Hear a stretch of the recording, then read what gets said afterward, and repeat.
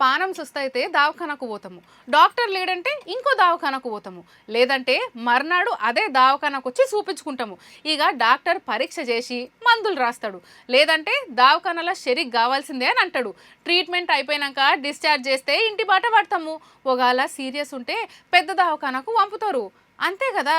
కానీ ఓ తాన ఏం నడిచిందంటే చెప్పుడు కాదుల్లా, చూడుర్రు మీరే. మొన్న భద్రాద్రి కొత్తగూడెం జిల్లా గుండాల దవాఖానలో కాన్పు చేపించుకున్నాక గీ అక్కతో పాటు కడుపులున్న పాపసుత కాలం చేసింది.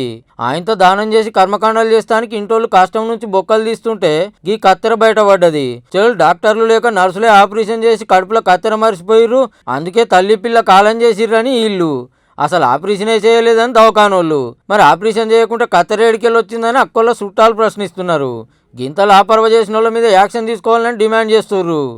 ఈ ముచ్చటి ఇట్లుంటే ఇప్పటికే గుండాల మెడికల్ ఆఫీసర్ను సస్పెండ్ చేసింది సర్కారు.